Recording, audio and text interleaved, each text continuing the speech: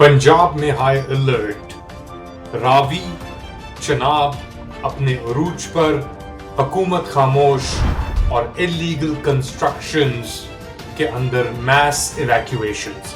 Late Ali show you के इस एपिसोड में आप सबको खुशामदीद। Do like, subscribe and share this content.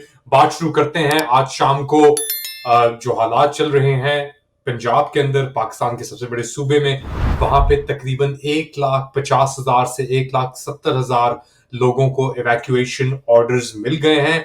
और बेसिकली इंडिया ने जो अपने डैम्स खोले हैं और उससे पानी आया है, वार्निंग्स भी पाकिस्तान को दे दी गई थी कि सैलाब की सिचुएशन पैदा हो सकती है।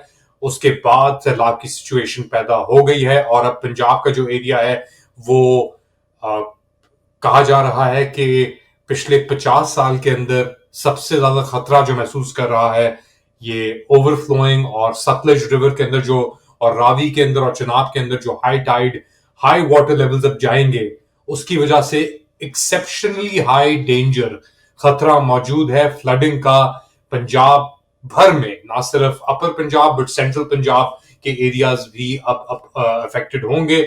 और जैसे मैंने जिक्र किया कि तकरीबन 1.5 लाख के करीब लोगों को इवैक्यूएशन ऑर्डर्स मिल चुके हैं। कौन से एरियाज ज्यादातर अफेक्टेड होंगे?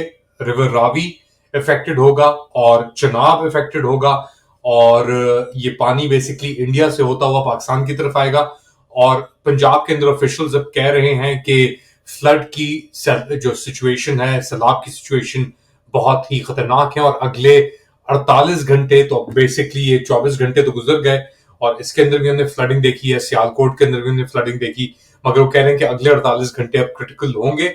National disaster management authority NDMA की असेसमेंट भी है कि 3 डैम जो है हिंदुस्तान में वो 97% फुल हो चुका था, और उसके बाद इंडिया ने उसका पानी अब छूटने का ऐलान कर दिया है।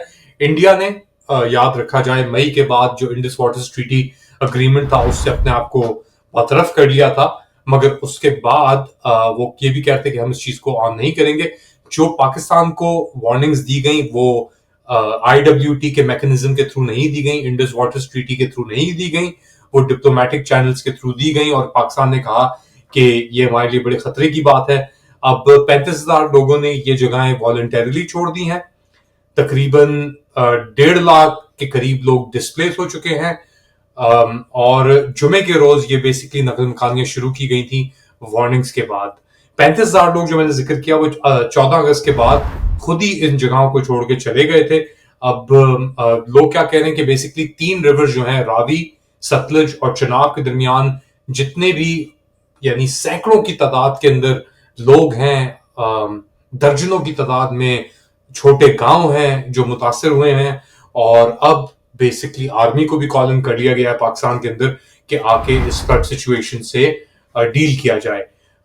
एक और भी खबर आई है इसके साथ साथ के जो Ravi urban development authority, basically ये प्रोजेक्ट जो अलीम खान, ये अलीम खान हम जानते हैं कौन है, इस्तेकाम में पाकिस्तान पार्टी के बड़े रहनुमा है, पहले पाकिस्तान तहरीक इंसाफ के साथ अपनी शमूलियत थी, वो छोड़ के इनके ऊपर इल्जामात भी लगे करप्शन के।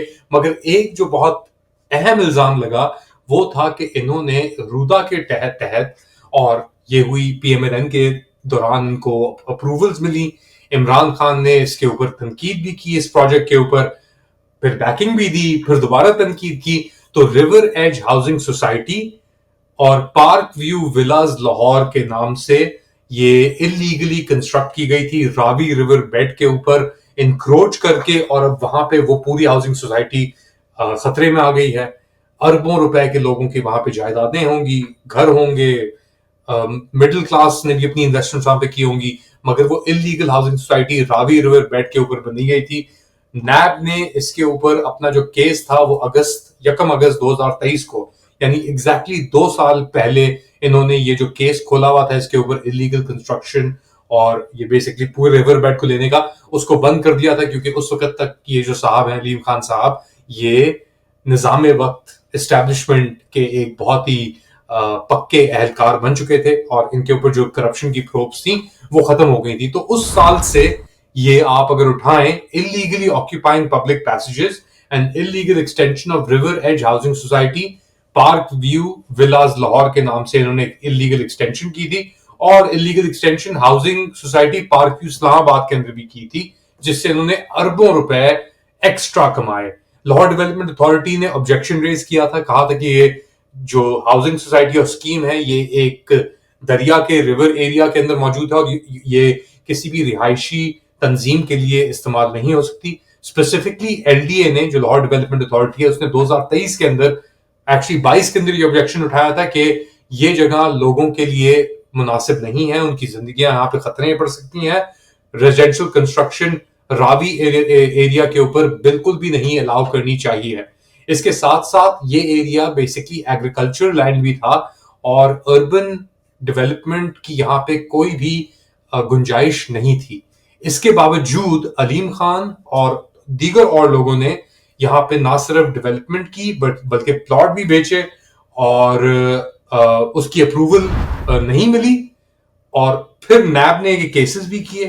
انیشل فائنڈنگ نے کہا کہ جی انویسٹیگیشن کو آپ جاری رکھیں، مگر علیم خان کے اوپر اسپیسیفکلی اس موضوع کے اوپر کہ 900 کنال جگہ انہوں نے جو لی تھی لاہور کے اندر ان ایریاز میں جو بیسکلی الاؤڈ نہیں تھی، اس کے تحت انہوں نے پھر بھی اپنی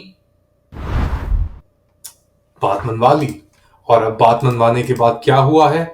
جی وہی ہوا جس کی توقع تھی، وہی ہوا جو لاہور ڈیولپمنٹ اتھارٹی اس وقت کہہ رہی تھی کہ یہاں پہ اگر کنسٹرکشن ہوگی تو وہ تباہی کا باعث بن سکتی ہے. اور اب واقعی میں یہ رودا جو ہے تباہی کا باعث بن گئی ہے. یہاں پہ پانی 5-6 فٹ تک کھڑا ہے کچھ ایریاز کے اندر اور یہاں سے بھی لوگوں کو نکال کے ہٹایا جا رہا ہے. اب کیا ہوگا ان انویسٹمنٹس کا؟ کون آ کے یہ اس کی انویسٹیگیشن کرے گا؟ علیم خان کے اوپر کون الزام اٹھائے گا؟ علیم خان نے بھی بہت چھرے گھوپے ہیں جمہوریت کی پیٹھ کے اندر. عمران خان کے اوپر بھی، عمران خان نے جب لا تعلقی کا اعلان کیا علیم خان سے تو پھر کس طریقے سے یہ نئی پارٹی انجام جنم میں آئی. اور اب جس طرح نئی پارٹی یہ جنم میں آئی ہے اسی طریقے سے لگ رہا ہے یہ نئی پارٹی بھی اس بندے کو لے کے بھیج. یہ اگر سیلابوں نے اس کو کچھ نہیں کیا تو پھر ہم کیا کہہ سکتے ہیں کیا چیز ہوگی اس کے اوپر. اچھا، ایک طرف سیلاب آ رہے ہیں پاکستان کے اندر، دوسری طرف پاکستان کے اندر جو فریش واٹر ڈرنکنگ واٹر ہے، ایک رپورٹ کے مطابق لاکھوں کی تعداد کے اندر لوگوں کے پاس فریش واٹر ایکسیس نہیں ہے. اور اسی وجہ سے ایک ڈبل وہمی سچویشن کریٹ ہو رہی ہے پاکستان کے لیے. ایک طرف ایسی بارش، ایسے سیلاب جس کی واٹر ریٹینشن اس کو سیو آپ نہیں کر سکتے. انڈیا اگر وہ کھول دے اس کے واٹر لیولز رائز ہو جائیں تو پھر آپ اندازہ لگا دیں کیا ہونے والا ہے. دوسری جانب پاکستان کے پاس پینے کی پانی کی کمی ہے کیونکہ ان کے پاس نہ ڈیمز کے اوپر فوکس کیا، نہ ریزروائرز کے اوپر فوکس کیا، نہ ڈیسیلینیشن یا ایسی چیزوں کے اوپر فوکس کیا جس سے اب پاکستان ایک واٹر سکیرس ملک ہے اور دنیا کے اندر سب سے افلیکٹڈ ممالک میں سے ایک ہے جو واٹر سکیرسٹی کے ساتھ ڈیل کر رہے ہیں. بس دعا ہی کر سکتے ہیں کیونکہ نظام بالکل فیل ہو چکا ہے. پنجاب میں جس طریقے سے ہم نے کچھ دن پہلے ذکر کیا 400 ارب کا گھپلہ ملا ہے. پچھلے کوئی 40 دن کے اندر، 38 دن کے اندر حکومت پنجاب نے اسٹیٹ بینک آف پاکستان سے 400 ارب روپے ایڈیشنل قرضہ اٹھا لیا ہے. اب وہ کہاں یہ خرچے کریں گے ان قرضوں کے؟ فلڈ میٹیگیشن کے اوپر کچھ نہیں ہو رہا، لوگوں کی زندگیاں بہتر کرنے کے لیے کچھ نہیں ہو رہا. یہ سراسر ڈاکہ ہے کیونکہ ڈاکو اور لٹیرے آپ کے اوپر منسلک ہیں.